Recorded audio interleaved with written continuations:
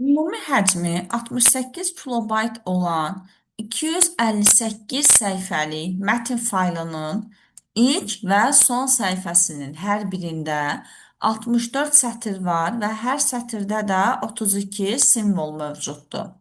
Bu ilk və son səhifə haqqında verilən məlumatdır.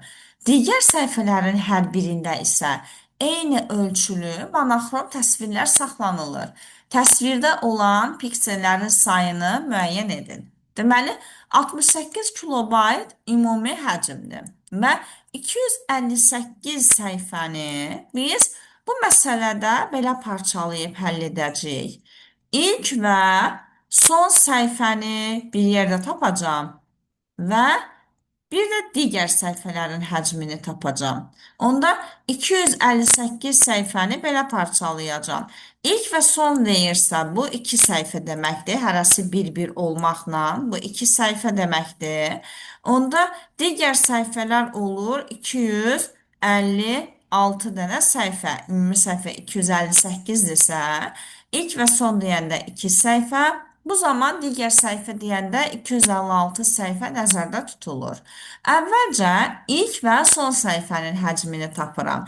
İlk və son səhifə dedikdə bu iki səhifə deməkdir. 2-ni vururam. Bu səhifədir.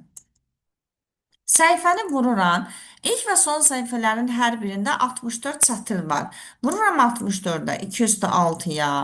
Hər sətirdə də 32 simvol var. Vururam 32-yə, yəni 2 üstü 5-ə.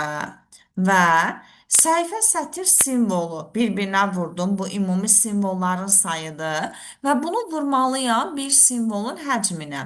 Hansı ki, burada məsələdə heç bir kodlaşma sisteminin adı çəkilmir. Bu zaman ASCII kod sistemində götürəcəm və 1 bayta vuracam.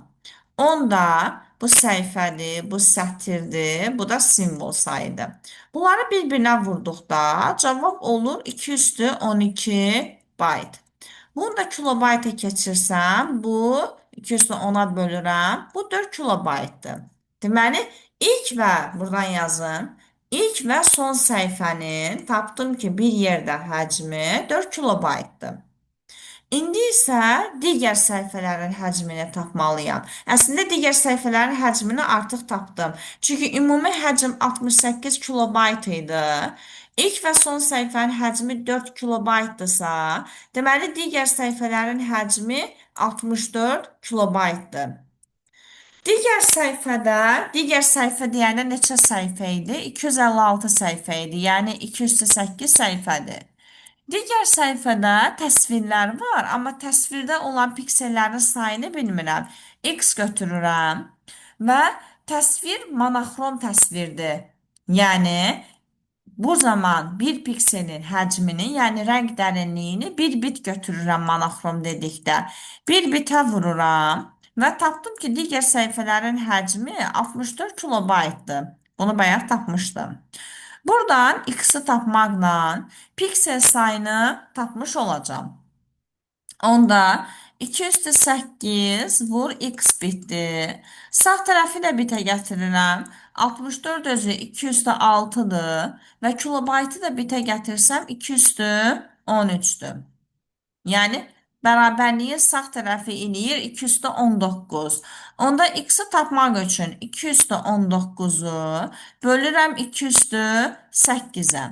Bu da edir 2 üstü 11. Əslində bunu tapmaqla elə, x-i tapmaqla elə piksellərin sayını tapmış oldum.